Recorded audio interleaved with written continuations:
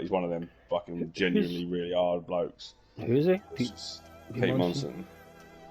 Who is he? But he was like just the top of the head of Whitehawk kind of thing. I don't know how to what extent. I don't know exactly what he.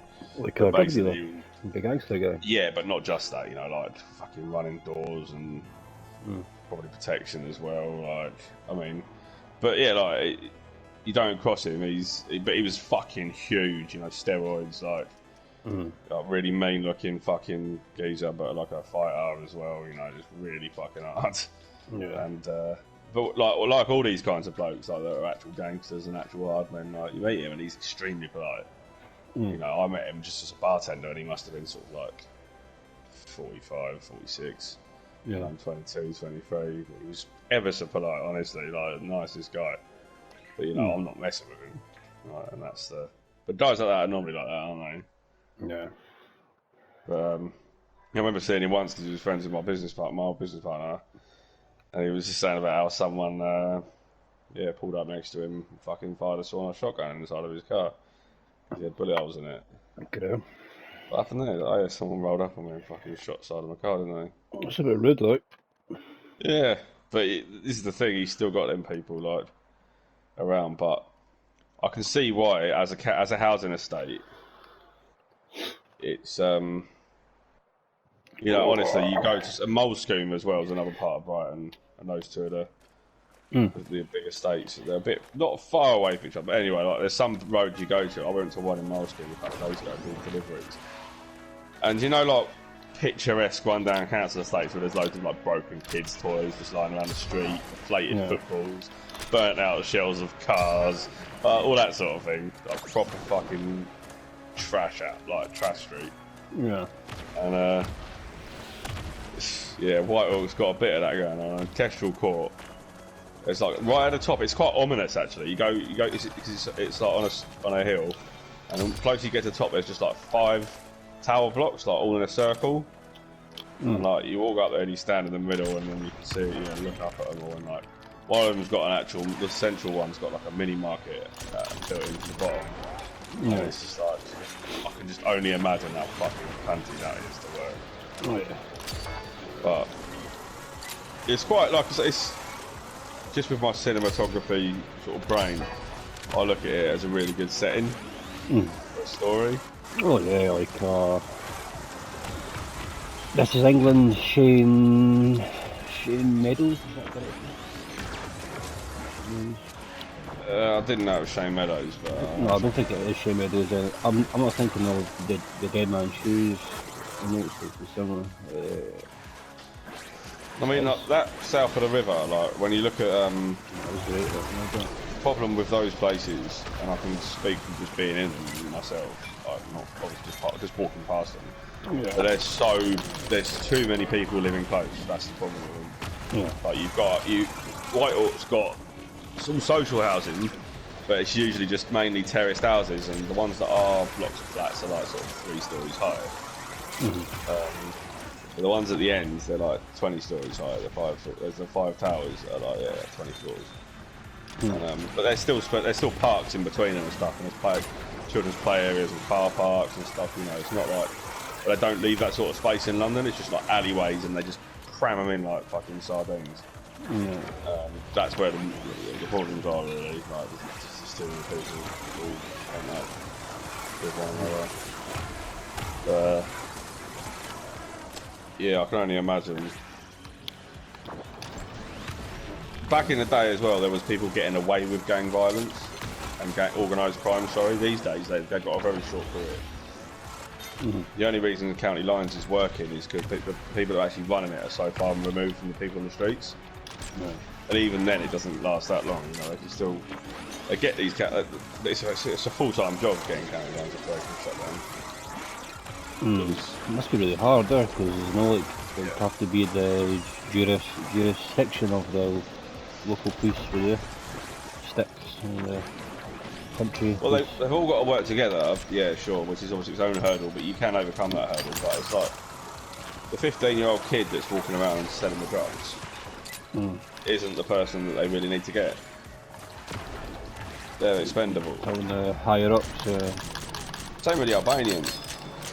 Like, I don't exactly know what it is, but I know the UK's brought in a law recently specific to Albanians. They can just deport them.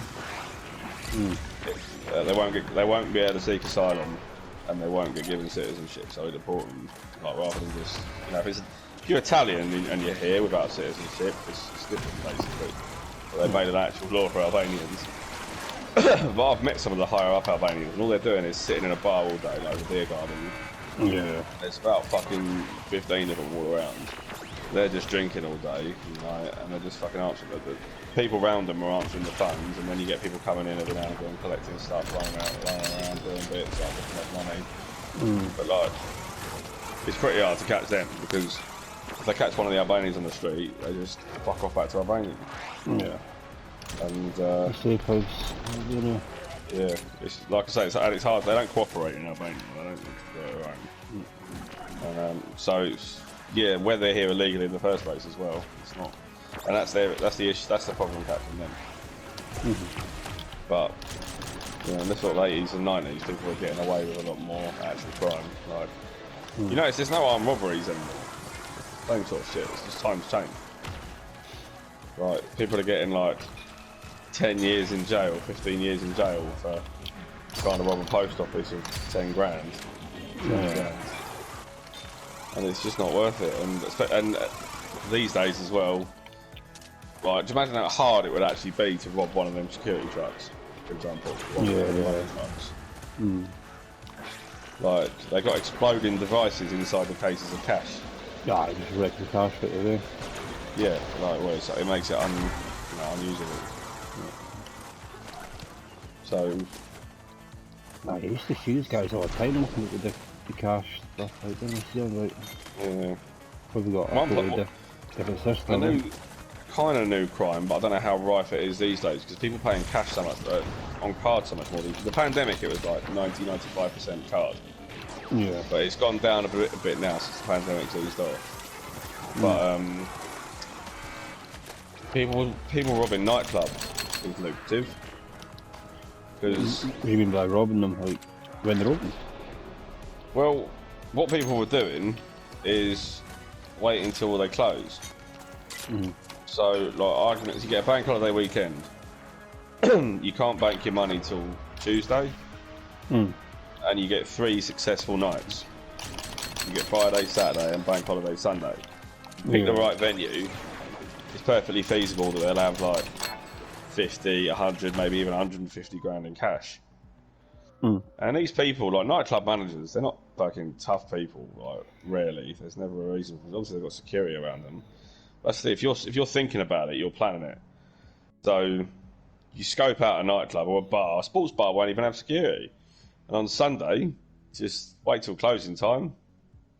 Fucking walk in there and go, right, with balaclavas on. There'll be like 1 or 2 members of staff, which you'll know because you'll probably have had someone in there watching, and that's just left 5 minutes before.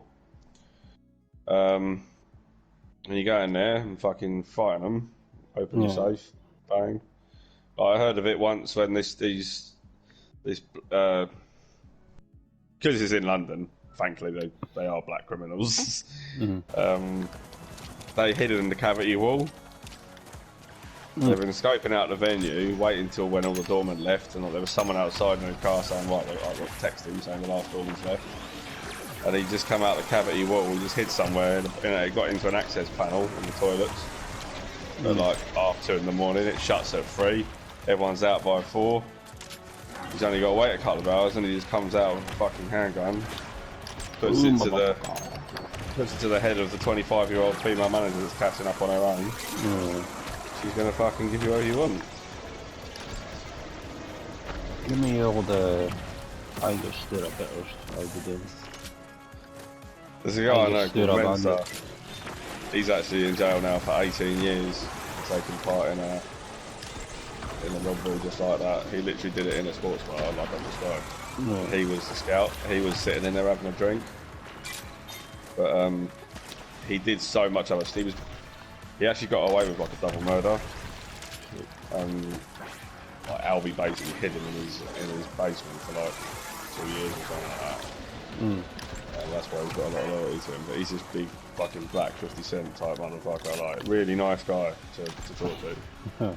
I would make an actual point of like asking you your name if you met him and repeating it back to him. Like, nice, I mean, so, you know, but he's he's fucking doesn't drink, doesn't smoke. You know, he's all about it's all about mixed martial arts and working out and making fucking gangster money basically, and like rapping and stuff.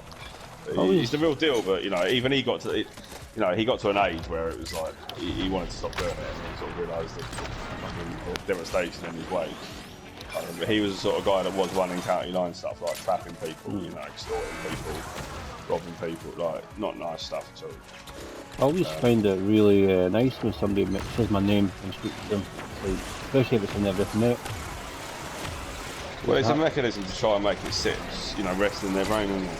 It's like, I'm cool. That's me, I'm cool. I'm nice. I did that once to this doorman down the club called Lee. I never forget this. Lee was a fucking idiot. Like, he was just, I think he did have, I shouldn't really take the piss out of it, I think he did have severe learning. I don't know how severe, but he had learning difficulties. Like, I remember seeing him one time, he had a small portion of chips. I give it him, he's eating a couple out of the box, and then he just tipped the contents of the box into his hand and walked off and was like, cheers mate. Lee, you've got a box. He's like, nah, I'm alright, just carrying him, mate. He's just like, fucking dim. But like, this is how thick he is. He's a white guy. And I've gone to, when I met him, I was like, he said, oh, so what's your name?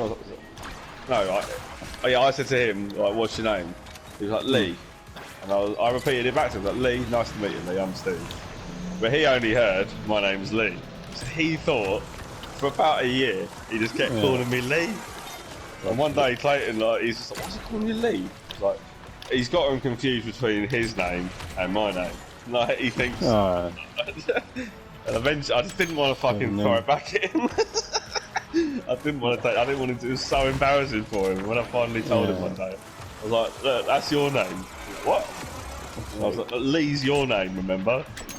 I'm Steve. My next door neighbour for about fucking... I mean, I say for about, I'm talking my whole life, because I've never corrected him. He thinks my name's Robert. he's moved away, like, but he was a bit ravaged, he was a bit fucking total fighting, drinking all the time. So he's like, alright Robert. I'm like, alright man, how are you? I never ever correct him. It's too late, it was like fucking years, obviously, probably about 20 years since I've known him. He's called me Robert and I just let it fly, yeah. I don't correct him, it's too late, like, 2 years. You're like, what? Fucking you tell me your fucking real name.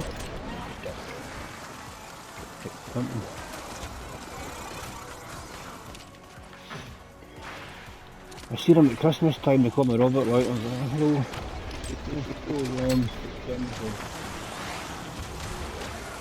Yeah. I can maybe put it up, say, oh, it's actually Richard Robert. Actually get called Richard these days because I'm hard. I got into a fight with a policeman and I tell him my name's Rich. No, my name's Robert. So it's now Rich. Yeah, cool, got policeman. So. It was just the fact that this guy got my name confused with his. So, no mate, Lee's your name, remember? Like, oh yeah. Just got mixed up. But honestly, he's such a div. I used to actually, when he used to come in and eat at the shop, I couldn't watch the cunt eat. He was like a fucking div. Guild. So bad. It's unreal.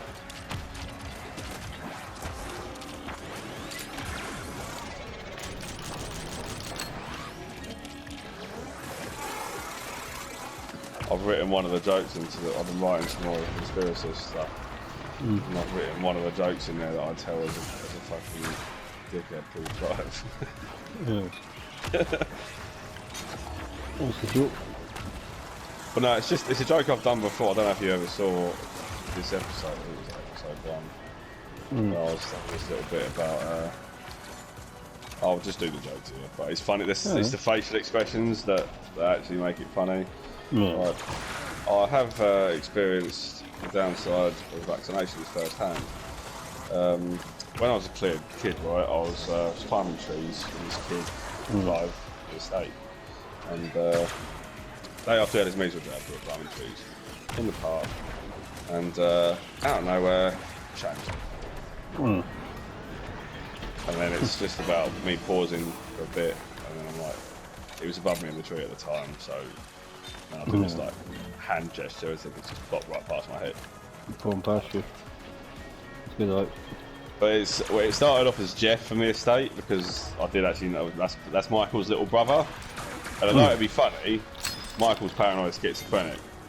I don't want him watching it one day, and he's going to do it anyway. Like one day, no matter what, if he ever sees me on YouTube or TV or Netflix or something of interest, he's going to get it into his head. Someone's going to twist it to all being about him. He's got himself convinced in the past apparently that Eminem wrote a diss about him in one of his tracks. That's a shame. Yeah, that's proper bad, isn't it? You've got to, don't worry, we laugh at it because we have to. That's our coping mechanism. Yeah. But it is, he thought I was writing a book about him my whole life. You should say that you are. Do you know that? Did I tell you that? No, it was pretty good, right? Yeah, what it was, that was his first, that was like, right, he's definitely fucked in the head. Yeah. For a couple of years, like Damien and Matt noticed that it was something wrong with him, but I didn't really, I wasn't really paying attention. I was like, nah, he's a bloke.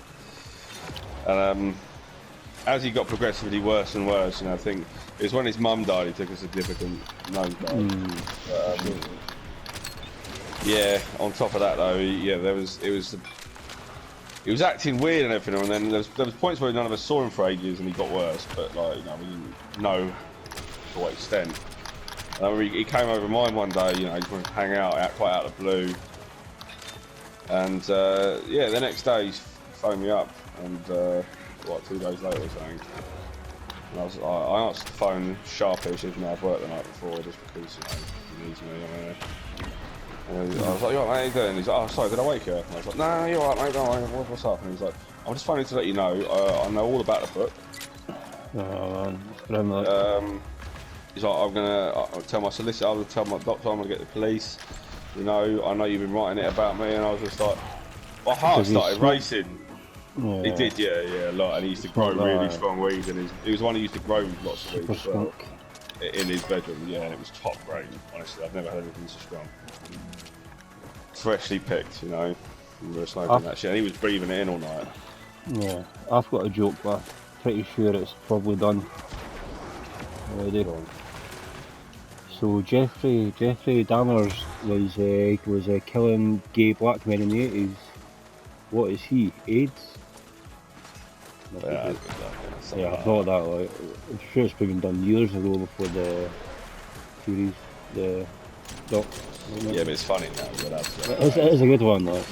What is he? Yeah. Obviously, a bit weird to say it. I don't know. How you even phrasing it? I don't know how they're phrasing What is he AIDS or what is he AIDS? Yeah, it was something to do with him being the AIDS. He's pitting in the AIDS rise or something. Did you watch that Jeffrey Dahmer thing? I got to episode 2 and I kind of felt like Is it hard to watch? I saw what I came to see. Have you not seen it? I've seen it all, I watched a lot of it. I really liked it. I think I just, first episode I was into it, and the second episode I think I was just eating. Because I read a couple of things about how grim it is and that, I was just like, wow, this is something I'll be ready to watch. Do you know what, right? There's an episode where you feel sorry for him, and it's quite unnerving how it makes you feel like that. You go, oh, I can see why he was like that. You're like, wait a minute, what? And it's that fucking... It's really well written, it is a hard watch, so I think I have to watch. I've got a strong stomach. Yeah, well, you often do feel sorry for these people, like Unabomber. I think they glamorised it for the sake of this. It's not like a staple of doesn't stand out that much, but he just had this little scene in the reenactment film, not the in his own words thing. where he, you know, he never had a kid, you know,